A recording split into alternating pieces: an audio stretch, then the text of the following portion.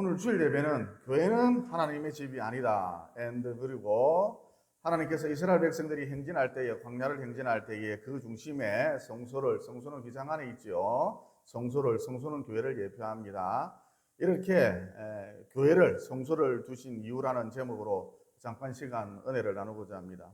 여러분, 성전, 다른 말로 교회, 다른 말로 성소란 무엇일까요? 어떤 분이, 교회 다니는 어떤 분인데 어떤 분이 저에게 이런 말을 해왔습니다. 상담을 해왔습니다. 한 목사님, 우리 교회는 툭 하면 건축을 한대요. 하여튼 제가 이 교회에 출석을 하면서 다니면서 평생을 건축 헌금을 하다가 볼 일을 다 본 것 같습니다. 또 한 목사님, 지금까지 귀에 못이 박히도록 이런 소리를 들었습니다. 성전 건축은 하나님의 백성들에게 주어진 특권이다, 특혜다. 다윗이 그토록 성전을 짓고 싶어 했지 않느냐. 그러나 하나님이 허락하시지 않음으로써 성전을 짓지 못했지 않느냐. 그러므로 성전 건축이라고 하는 것은 짐이 아니야.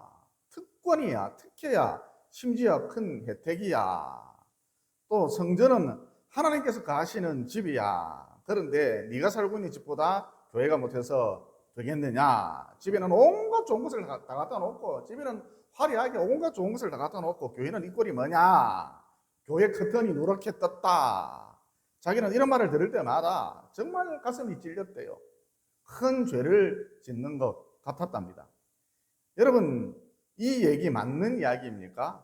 결론부터 말하면 틀린 이야기입니다. 그러니까 성전에 하나님이 계신다, 교회에 하나님이 계신다, 교회는 하나님의 집이다, 성경은 이를 지지하지 않는다라는 거예요.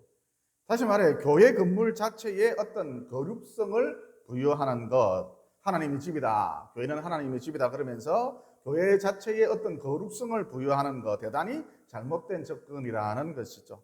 교회가 우상화될 위험이 있습니다. 여러분, 우리 하나님은 성전에만 매여 있는 그런 분이 아닙니다.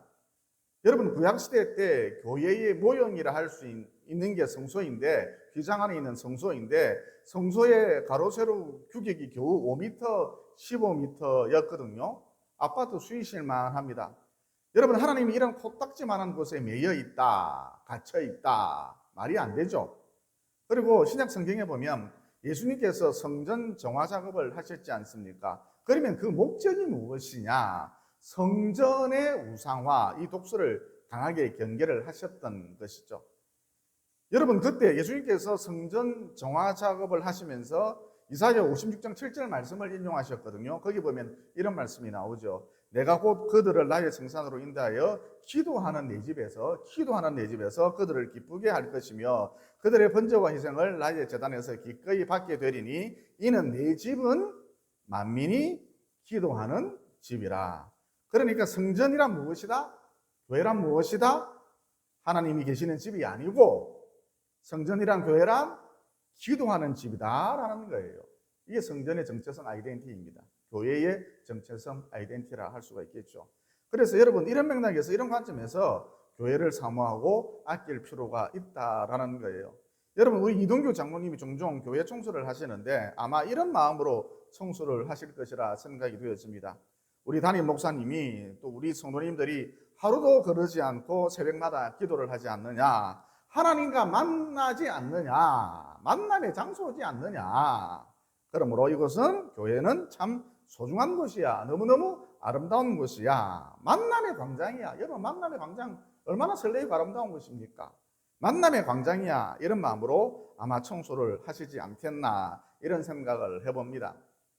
그리고 우리 하나님께서 교회를 가리켜 만민이 기도하는 집이다 그러셨지 않습니까? 교회는 뭐냐? 만민이 기도하는 집이다. 그러므로 우리가 산에 가서, 바다에 가서, 혹은 제3의 어떤 장소에 가서 기도하는 것보다 교회에서 기도하는 것이 가장 안전하고 바람직하다, 이런 해석이 가능하겠죠. 다시 말해, 저는 사람을 만나는 데 있어서 호텔 커피숍을 상당히 선호를 하거든요.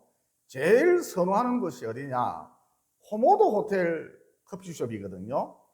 정말 소중한 사람은, 아끼는 사람은 이곳으로 부릅니다. 호모도 호텔, 이 호텔이 좀 꾀재재한데, 우중충한데, 그럼에도 불구하고 그냥 여기가 좋더라고요. 너무 고급지지도 않고 적당하고 좀 꾀재재하고 그냥 호모도 호텔 커피숍 거기가 좋더라고요. 마찬가지로 하나님께서 우리를 만나는 데 있어서 가장 선호하는 곳이 있다. 가장 선호하는 곳이 있다라는 거예요. 가장 좋아하시는 곳이 있다라는 거예요. 그것이 어디겠습니까?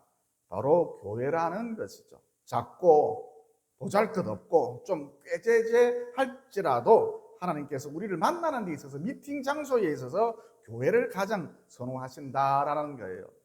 그러므로 앞서 말씀드렸듯이 교회에서 기도하는 것이 가장 안전하고 바람직하다 이렇게 볼 수가 있습니다. 여러분 지금까지 제가 목회를 해오면서 주로 성도들이 어디 가서 귀신이 들려오느냐, 뭘 봤다 그러고 환상을 봤다 그러고 어디 가서 귀신이 들려오느냐, 그만큼 교회에 와서 교회에서 수시로 교회에 들리셔서 기도하십시오, 주의를 조금만 부탁을 했건만 당부를 했건만 꼭 산에 가서 기도를 하다가 무슨 바위 밑에서 기도를 하다가 귀신이 들려오는 경우가 종종 있었거든요.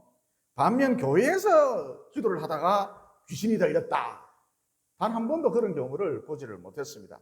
그래서 결론, 교회란 무엇이냐, 다른 말로 성전이란 무엇이냐, 다른 말로 성소란 무엇이냐, 기도하는 집이다라는 거예요. 그러면 하나님께서 우리에게 왜 성전을, 다른 말로 교회를, 다른 말로 성소를 주셨느냐? 여러분 이집트한 이스라엘 백성들이 광야를 행진할 때에 그 중간에 그 중심에 무엇이 있었죠?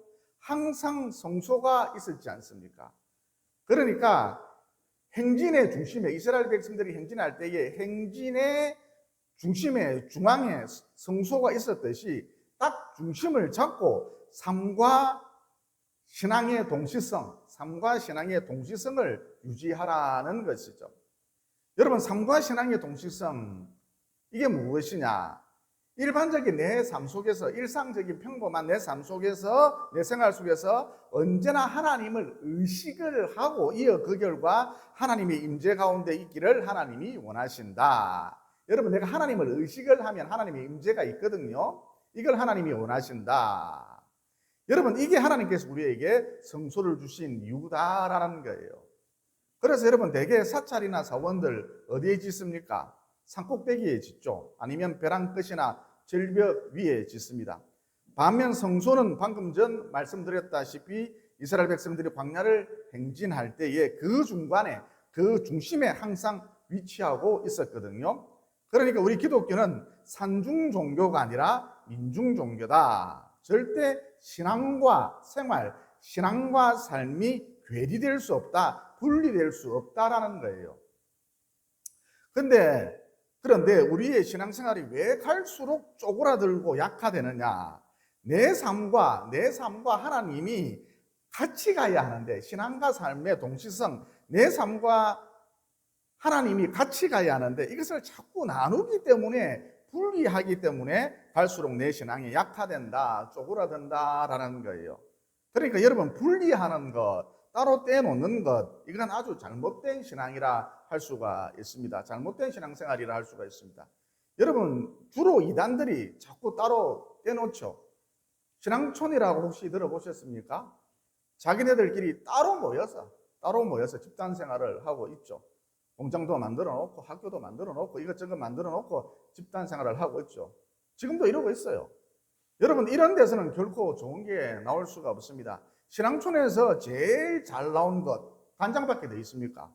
생명물 간장, 그거밖에 돼 있습니까? 또 어떤 집사님이 어디 선교단체에 가서 선교 훈련을 받으러 간대요. 6개월 정도 훈련을 받으러 간대요. 아주 유명한 선교단체입니다. 내노라는 선교단체입니다. 그래서 제가 물어봤죠. 그러면 직장은 어떻게 다녀요? 6개월 훈련 받아야 되는데 직장은 어떻게 다녀요? 그만뒀답니다.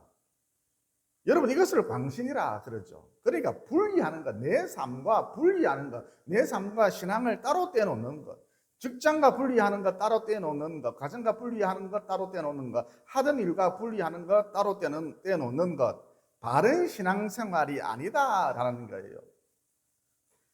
또 극단적인 가르침을 전수하는 교회, 선교단체, 이것도 여러분들 경계해야 할 것입니다. 제가 어느 날 유튜브를 보는데 구독자 수만 해도 몇십만 명이나 되던데 영적으로 승리하려면 전투방어를 많이 해야 한다. 여러분, 이런 것들 극단적인 가르침의 일종이라 할 수가 있거든요. 여러분, 우리가 영적으로 승리하려면 어찌하든지 말씀을 붙들어야 합니다. 그래서 할 수만 있으면 자꾸 말씀을 외우고 읊조려야 한다는 것이죠. 예를 들어서 시험에 들었을 때, 어려움에 봉착했을 때, 난관에 봉착했을 때, 시험에 들었을 때 사람이 감당할 시험 밖에는 너희가 당한 것이 없나니 오직 하나님의 미부사 너희가 감당하지 못할 시험 당함을 허락하지 아니하시고 또한 시험 당할 점 피할 길을 내사 너희로 능히 감당하게 하시느니라. 그러면서 말씀을 붙들고 어려움을, 난관을, 시험을 극복해 나가야 한다는 거예요. 그래서 최소한 집사라면 29절, 39절 정도는 암송을 하고 있는 게 좋다, 이렇게 볼 수가 있습니다. 왜냐하면 우리 주님께서 방언으로 귀신을 물리치는 것이 아니라, 마귀를 물리치는 것이 아니라 말씀으로 마귀를 물리치셨기 때문인 것이죠. 여러분, 말씀보다 더 강력한 것은 존재하지 않습니다. 어쨌든 이분이 주장하길, 이 목사님이 주장하길 영적으로 승리를 하려면, 우리가 범사에 승리하려면 전투 방언을 많이 해야 한다. 그러면 전투 방언이란 무엇인가? 영적인 세계로 가서 3차원의 세계를 뛰어넘어 4차원의 세계로 가서 마귀와 직접적인 교전을 하는 것을 말을 합니다. 여러분, 혹시 전투 방언 이런 거 해보고 싶습니까? 살짝 저에게 오십시오. 단 1초 만에 온갖 귀신들을 부르는 방법, 다 1초 만에 미사일 같은 전투 방언이 나오는 방법을 가르쳐 드릴 수가 있습니다. 물론 이것은 지금 방언의 은사가 어느 정도 있는 분들에게 해당합니다. 환상을 보거나 어느 정도 영이 열린 분들에게만 해당이 됩니다. 어쨌든 여러분, 제가 이 부분에 있어서 구차하게 설명을 하지 않는 이유가, 이런 신비주의가 따로 하는 무슨 모임, 따로 하는 무슨 기도 훈련, 따로 하는 무슨 영성 훈련, 대개 이런 쪽으로 흐르거든요. 10중 8구 이런 쪽으로 흐르거든요.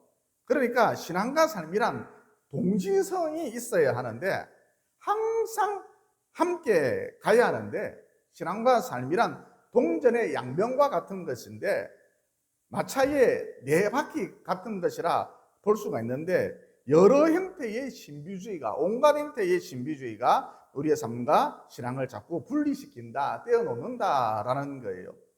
여러분, 성도가 신비주의에 빠지면 자꾸 따로 모여서 하는 무슨 훈련, 따로 모여서 하는 무슨 영성 집회, 따로 모여서 하는, 자기들만 모여요. 따라서 모여서 하는 무슨 성경 프로그램, 자꾸 이런 데만 쫓아다니기 일쑤거든요.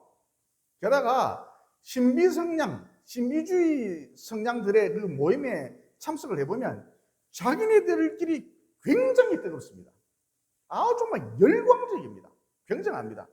그래서 교회 생활 싱거워서 밋밋해서 제대로 적응을 못하는 경우가 많지요.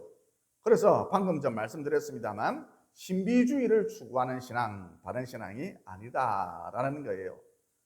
또 어느 날 제가 유튜브를 보는데 꽤 큰 기도원이었습니다.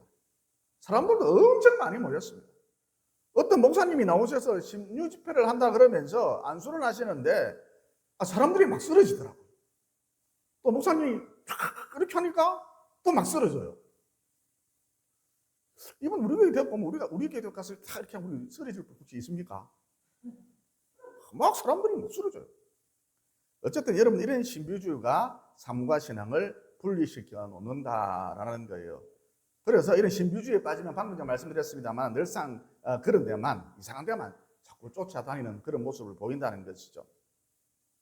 여러분, 자기 삶 가운데, 자기의 평범한 생활 가운데, 일상 가운데 늘 하나님을 의식을 하고 이어 그 결과 하나님의 임재 가운데 머물러 있는 것. 우리가 하나님을 의식하는 순간 하나님의 임재가 반드시 뒤따르거든요. 이런 신앙과 삶의 동시성, 여러분, 이게 우리 주님께서 원하시는 삶인데, 신비주의에 빠지면 신앙 따로, 삶 따로 이렇게 분리되는 현상이 곧잘 나타난다는 것이죠. 그리고 여러분, 이런 면에서 참고적으로 하나 물어봤으면 합니다. 병이 들었습니다. 그래서 기도를 합니다. 우리가 기도할 때 주님의 능력으로, 신적인 초자연적인 능력으로 이 질병에서 노임받을 것을 믿고 기도를 하시죠. 다들 그렇게 믿음으로 기도를 하시잖아요. 이런 믿음이 없다면 아예 기도조차 하지를 않겠죠. 그런데 왜 질병이 일반적으로 보면 그대로 있을까요? 여러분, 병이 나으려면 내가 갖고 있는 이 믿음 위에 하나님께서 주시는 믿음의 은사가 더 입혀져야 합니다. 즉, 내 믿음이라는 받침대 위에 하나님께로부터 오는 믿음의 은사가 올려질 때 기적이 일어난다. 초자연적 현상이 나타난다. 병이 즉시 낫는다라는 거예요. 여러분, 하나님께서 주시는 믿음의 은사를 헬라어 원어로 히포스타시스라 그러는데, 내 믿음의 받침대 위에 히포스타시스, 즉 하나님께로부터 온 믿음의 은사가 올려질 때 소위 말하는 초자연적인 급진적인 그런 현상이 나타나거든요. 그러니까 믿고 기도했음에도 불구하고 병고침의 역사가 일어나지 않는 이유는, 내가 분명히 믿고 기도했어요. 하나님이 고쳐주실 것이다 믿고 기도했어요. 그럼에도 불구하고 기적이 일어나지 않는 이유는 히포스타시스, 즉 하나님께로부터 온 믿음의 은사가, 이런 신적 은사, 믿음의 은사가 내 믿음의 받침대 위에 올려지지 않았기 때문인 것이죠. 그런데 여러분, 하나님께서 이 믿음의 은사를, 히포스타시스라는 이 신적 은사를 모든 사람에게 주시면 좋겠지만, 은사란 주시는 분 마음이기 때문에 받지 못하는 사람도 꽤 많거든요. 여러분, 이럴 경우에 우리가 아무리 기도를 해도 병이 잘 낫지를 않습니다. 그러면 왜 하나님께서 히포스타시스라는 이 신적인 믿음의 은사를 주시지 않느냐? 한마디로 그 병이 그 사람을 영적으로 성장시켜주거나 유익한 역할을 상당히 많이 하기 때문입니다. 그리고 하나님께서 주시는 믿음의 은사가 오면, 히포스타시스, 이런 믿음의 은사가 오면 어떤 현상이 나타나느냐? 마음 가운데 갑자기 뜬금없이 난데없이 다 나았다, 이런 강력한 확신이 꽉 들어찹니다. 갑자기. 이어 동시에 암덩어리가 사라지거나 하는 초자연적인 현상이 나타나죠. 정말 드라마틱합니다. 아무튼 하나님께서 주시는 믿음의 은사란 방금 전 말씀드렸듯이 주시는 분 마음이거든요. 그래서 주시면 받고, 안 주시면 안 주시는 대로 감사합니다, 나의 은혜가 나에게 족하도다. 여러분, 나의 갈 길 다가도록 예수 인도하시니 어려운 일 당한데도 그 다음에 뭐죠? 족한 은혜 주시네. 넘치지도 않고 부족하지도 않는 족한 은혜 주시네. 여러분, 맞춤 양복이 내게 가장 잘 어울리잖아요. 이와 같이 하나님께서 내게 딱 맞는, 내게 딱 어울리는 맞춤 은혜, 족한 은혜를 주신다는 거예요. 그래서 나의 은혜가 나에게 족하다다 그러면서 감사하면서 살면 되는 것이지, 어디 가면은 병고침을 받는단다, 그분이 어떤 목사님이 신통하단다, 이런데 혹해서 주구장창 쫓아다니는 것, 삶과 괴리되는 것, 분리되는 것 바람직하지 않다라는 거예요. 그러면 목사님, 병이 들었을 때 몸에 무슨 종양이 생기고 이렇게 병이 들었을 때 어떻게 하면 됩니까?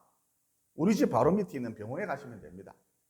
여러분, 약이란, 의사란 하나님이 나를 위해 마련해 주신 은혜의 방편이거든요. 그러니까 요는 무엇이냐? 하나님은 우리가 삶과 동떨어져서 괴리되어서 신앙생활을 하는 것을 결코 원하지 않으신다라는 거예요. 다시 말해, 내가 아프면, 내가 아팠을 때, 내가 질병에 들었을 때 즉시 병원에 갈 수 있도록 내 삶과 신앙이 괴리되지 않도록 하나님께서 내 삶의 시스템을, 구조를 이미 이렇게 딱 구축해 놓으셨다는 것이죠. 만들어 놓으셨다는 것이죠. 그래서 여러분, 아프시면 병원 가시면 됩니다. 그런데 절대로 나는 병원에 안 가, 약을 안 먹겠다, 기도해서 내가 병을 고치고 말리라, 여러분, 이건 전형적인 광신이라 할 수가 있습니다. 그러면 우리가 어떻게 해야 하는가? 하나님, 이 약을 주셔서 감사합니다. 좋은 의사를 만날 수 있도록 해주셔서 감사합니다. 병원도 내 입맛 따라 골라갈 수 있으니까, 병원 천지백갈이잖아요. 병원도 내 입맛 따라 골라갈 수 있으니까, 이 얼마나 하나님께서 나를 위해서 마련해 주신 은혜의 방편입니까? 놀라운 은혜의 방편입니까? 이거 먹고, 이 약 먹고 병세가 약화되어서 병이 잘 관리되어서 주의 일에 더욱 힘쓸 수 있도록 도와주십시오. 여러분, 이렇게 삶과 신앙이 함께 가는 것, 삶과 신앙의 동시성, 우리 주님께서 기뻐하시는 그런 신앙생활이다라는 거예요. 그래서 결론, 하나님이 성소를 이스라엘 백성들이 행진할 때에 그 중심에 두신 이유, 삶과 신앙이, 삶과 생활이 결코 분리되어서는 안 된다. 즉, 내 삶 속에서, 평범한 내 삶 속에서, 일상적인 삶 속에서 언제나 하나님을 의식하고 이어 그 결과 하나님의 임재 가운데 사는 것. 여러분, 우리가 하나님을 의식을 하잖아요. 자꾸 하나님을 의식하면 반드시 영적 임재, 하나님의 임재가 뒤따르거든요. 이렇게 하나님의 임재 가운데 사는 것, 평소 일상적인 삶 속에서 하나님의 임재 가운데 사는 것, 신앙과 삶의 동시성, 이것을 언제나 유지하라는 측면에서 중심을 딱 잡아라, 중심을 잡고 신앙생활을 하는 거야, 이런 측면에서 하나님께서 이스라엘 백성들이 행진할 때에 성소를 그 중간에 딱 중심에 두셨다라는 거예요. 그러므로 남은 여생 살아가실 때에 신비주의에 빠지지 마시고 그냥 평범한 일상의 삶 가운데 언제나 하나님을 의식하시고 사셔서 풍성한 하나님의 임재 가운데 날마다 하나님과 동행하는, 즉 삶과 신앙의 동시성을 유지하는, 중심이 딱 잡힌 삶과 신앙의 동시성을 유지하는 바른 신앙생활을 이어가시기를 예수님 이름으로 진심으로 축원을 드립니다. 그리고 여러분 한번 생각을 해봅시다. 교회 문화, 세상 문화, 가정 문화 똑같으면 좋겠습니다만 다 다르잖아요. 그래서 여러분, 신앙을 갖고 이 땅을 살아간다, 이 세상을 살아간다, 엄청 피곤한 일이라는 거예요. 지금 이 자리에 앉아있는 여러분 모두 신앙을 갖고 있는데 이 신앙을 갖고, 이 믿음을 갖고, 기독교 믿음을 갖고 사회생활을 해보니까 어때요? 피곤합니다. 그런데 이게 피곤한 게, 신앙을 갖고 신앙생활을 하면 피곤하다, 이게 정상이라는 것이죠. 여러분, 어떤 사람이 있는데 오늘은 일본에서, 내일은 독일에서, 그 다음 날은 중국에서, 그 다음 날은 미국에서 생활을 한다, 다른 문화권에서 생활을 한다, 엄청 피곤할 수밖에 없겠죠. 그러니까 여러분, 신앙인의 삶이란, 방금 전 말씀드린 대로 신앙인의 삶이라고 하는 것은 동일한 기준, 신앙이라는 동일한 기준을 갖고 매 순간 매번 다른 문화권에서 살아야 하기 때문에 신앙을 갖고 산다, 내가 신앙을 갖고 산다라는 것은 피곤할 수밖에 없다라는 거예요. 예를 들어서 꽤 오래전 일인데 만화방을 하는 어떤 집사님이 있었습니다. 여러분, 이분 특이하게도 아르바이트를 다니셨는데 유치원에 가서 아이들에게 전래동화 이야기를 들려주는 그런 일도 하셨습니다. 그러니까 이분 매번 만나는 사람이 전혀 다르잖아요. 문화권이 전혀 다르잖아요. 즉 만화방에서 만나는 사람들, 또 유치원에서 만나는 사람들, 또 집에서 만나는 사람들, 또 교회에서 만나는 사람들, 또 그곳만의 독특한 특별한 분위기가 있잖아요. 이런 게 제각각 천차만별 다르지 않습니까? 다르잖아요. 여러분, 이렇게 만나는 부류가 다양하면 일반적으로 사람들은 부담감을 줄이기 위해서 일반적으로 사람들은 가면을 즐겼습니다. 그러니까 교회 와서는 경건한 척, 김집사님 말도 이렇게 부드럽게 하면서, 상냥하게 하면서, 콧소리를 내면서 경건한 척, 착한 척 한다는 거예요. 그런데 집에 가면 잔소리를 연발하는, 또 아이들에게 그러면서 툭하면 뱀소리를 내는 요사스러운 엄마가 되거든요. 또 반면 유치원에 가면 이 뱀 이미지는 온데간데 없이 사라져버리고 사근사근한 천사 선생님이 되어버리죠. 얘들아 이리 와버렴 그러면서 사근사근한 사뿐사뿐 천사가 됩니다. 그런데 반면 어두컴컴한 만화방에 가면, 여러분 요즘은 만화방이 아주 밝지만 분위기도 카페 같지만 저 어렸을 때만 해도 이 만화방이 음침했거든요. 그래서 음침한 만화방에 가면은 아저씨 담배 좀 그만 폈어, 두더지 잡는겨, 아이고 무시래, 그러면서 억측스러운 여사장님이 되어버리기에 일쑤죠. 누구도 감당할 수 없는, 깡패, 여사장님 이미지로 급변신해버리기 일쑤입니다. 여러분, 이와 같이 만나는 대상이 문화권이 다양하면 여러 모양으로 가면을 쓰기 마련이죠. 왜냐하면 이렇게 사는 게, 가면을 쓰고 사는 게 편하거든요. 가면을 써야 내 인생이 피곤하지가 않아요. 그런데 진짜 신앙생활이란 무엇이냐? 이렇게 살지 말라라는 거예요. 그러니까 이스라엘 백성들이 행진을 하는 데 있어서 성소가 그 가운데 정중앙에 있었던 두 번째 이유, 이리저리 형편 따라, 환경 따라, 상황에 따라 가면 쓰지 말라는 거예요. 성소가 딱 중앙에 있었듯이 언제나 똑같은 모습, 언제나 동일한 모습을 하고 살라는 거예요. 다시 말해, 누구를 만나든, 어떤 문화권에 속하든, 만화방이든 가정이든 교회든 유치원이든 어떤 문화권에 속하든 동일한 얼굴을 하고 있어야 한다는 거예요. 즉, 네 군데 모두 동일한 표정을 하고 동일한 얼굴을 하고 부딪혀야 한다는 것이죠. 그래서 교회에서는 별로 경건하지 않은데 만화방에서는 엄청 경건한 사람이 되는 것이죠. 만화방 사장님, 마세요. 묵상 기도하고 있습니다.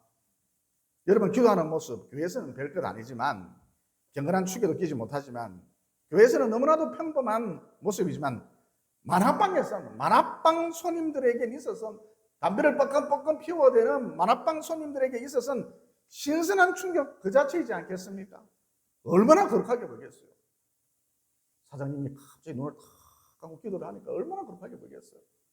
또 유치원에서 하듯이 집에 돌아가서도 습습 거리면서 뱀소리를 내지 않고 유치원에서 하듯이 자녀들에게도 남편들에게도 나긋나긋, 얘들아 이리 와버렴, 우리 남편 수고했어요. 그러면 자녀 입장에서, 남편 입장에서 이건 뭐 천지개벽의 역사가 일어나는 것이죠.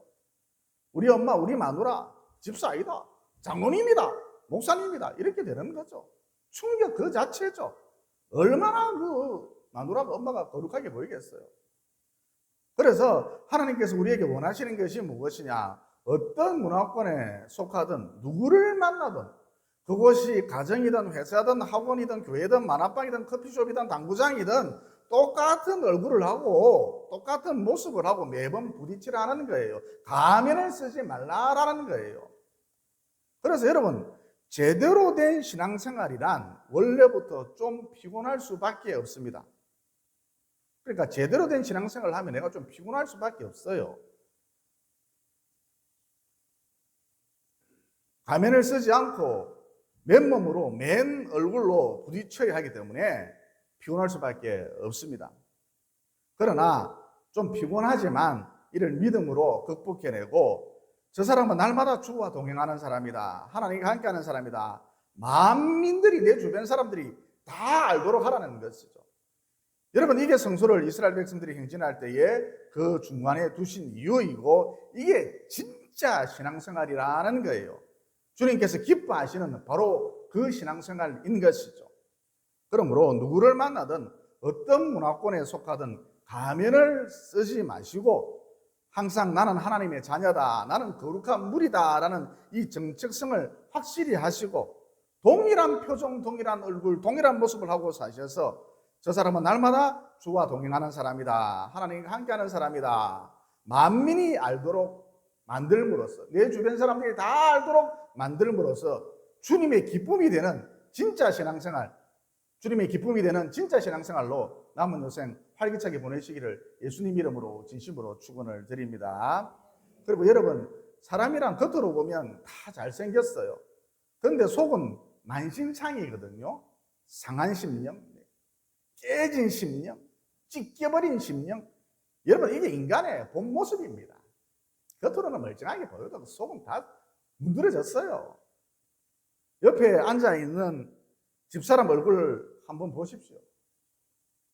정상으로 보입니까? 정상으로 보인다고요? 그거 다 화장빨입니다. 속고 있는 것입니다. 속은, 그 마누라의 속은 만신창입니다. 예배 마치고 남편분들 집에 가셔서, 돌아가셔서 저녁 때쯤에 한적한 곳으로 아내분들을 모시고 나가셔서 드라이브 하시면서, 천천히 드라이브 하시면서 아내분들 모시고 가셔서 참 고생이 많았습니다. 참 고생 많다. 참 억척스럽게 살았다. 그러면서 아내분들 손을 살짝 잡아주고 하다못해 짜장면이라도 하나 대접을 해드리면 이 아내분들 닭똥 같은 눈물을 흘리면서 꾸역꾸역 이 짜장면을 잡수실 거예요. 왜냐? 인생살이 고달프거든요. 피곤하거든요. 참 서럽거든요. 사는 게 서러워요. 징글징글하죠. 김민희 집사님 그렇잖아요. 징글징글하잖아요, 사는 게. 그래서 너나 할 것 없이 그 속을 들여다보면 어떤 화장을 해서 멀쩡하게 해서 다녀도 그 속을 들여다보면 너덜너덜너덜 찢겨져 있고 만신창이다라는 거예요. 그런데 여러분, 하나님께서는 만신창이가 된 우리가 한꺼번에 변화되는 것을 원하시는 것이 아니라 점진적으로 한 걸음씩 한 걸음씩 변화되기를 원하신다라는 거예요. 그러면 점진적으로 변화되기 위해서는 우리가 어떻게 해야 하는가? 앞서 말씀드렸는데 그 어떠한 경우에라도 피곤합니다, 힘듭니다. 그래도 그 어떠한 경우에라도 가면을 쓰면 안 된다라는 거예요. 너의 삶 가운데 어떤 형태의 모드가 펼쳐지든 누구를 만나든 장소가 어디든 똑같은 모습을 하고 똑같은 얼굴을 하고 부딪히라는 것이죠. 그러면 나도 모르는 사이에 점점 성화되어 간다. 진짜가 된다라는 거예요. 여러분, 이게 하나님께서 기뻐하시는 그런 모습이거든요. 동일한 모습을 하고 사는 것, 이거 참 하나님을 기쁘시게 드리는 그런 모습이거든요. 그러므로 어디서 무슨 일을 하든지 누구를 만나든지 신앙인으로서 똑같은 모습, 똑같은 얼굴로 대하심으로 저 사람은 날마다 주와 동행하는 사람이다. 하나님과 함께하는 사람이다. 이렇게 인정받으시고 곧 이 땅에서도 인정받으시고 또 잠시 후면 육신의 장막을 벗어 던질 터인데 내 영혼 하나님 앞에 섰을 때에 잘하였도다 착하고 충성된 종아, 이렇게 하늘에서도 인정받는, 땅에서도 인정받고 하늘에서도 인정받는 진정한 하나님의 백성들이 모두 되시기를, 하나님의 기쁨이 모두 되시기를 예수님 이름으로 진심으로 축원을 드립니다. 기도드리겠습니다. 생사복의 주관자 되신 창조주 하나님, 하나님께서 이스라엘 백성들이 행진할 때에 성소를 딱 중간에 두신 이유는 일상의 평범한 삶 속에서 항상 하나님을 의식하고 이어 그 결과 매 순간 그분의 임재 가운데 살아라. 딱 중심을 잡고 신앙과 삶의 동시성을 유지하라. 이것 때문이었다라는 진리를 깨닫게 되었습니다. 그러므로 신비주의에 빠져서 내 삶을 내팽개쳐버리고 이곳저곳을 기웃거리지 말고 일상의 삶 가운데 늘 하나님을 의식하며 기억하며 이를 통해 늘 그분의 임재를 누리면서 살아갈 수 있도록 도와주시옵소서. 신앙과 삶의 동시성을 유지할 수 있도록 도와주시옵소서. 또 하나님께서 가면을 쓰지 마라. 이런 의미에서 맥락에서 이스라엘 백성들이 행진할 때에 성소를 정중앙에 두셨다는 진리도 깨닫게 되었습니다. 그러므로 어디서 누구를 만나든 어느 문화권에 속하든 나는 하나님의 자녀다라는 확실한 정체성 가운데 동일한 모습, 동일한 얼굴로 다가설 수 있도록 인도해 주셔서 만민이 저를 볼 때에, 주변 사람들이 저를 볼 때에 저 사람은 예수쟁이 맞다, 저 사람은 하나님의 사람이다, 저 사람은 하나님과 늘 동행하는 사람이다, 이렇게 인정받을 수 있도록 도와주시옵소서. 그래서 마침내 하나님께도 인정받고 땅에서도 인정받고 하나님께도 인정받고 하나님의 기쁨이 될 수 있도록 도와주시옵소서. 가면을 쓰지 않으시고 언제나 똑같은 모습을 하고 사셨던, 또 평범한 일상의 삶 가운데 언제나 하나님을 의식함으로써 하나님의 임재 가운데 사셨던, 곧 중심을 잡고 신앙과 삶의 동시성을 언제나 유지하고 사셨던 예수님 이름으로 기도드리옵나이다. 아멘.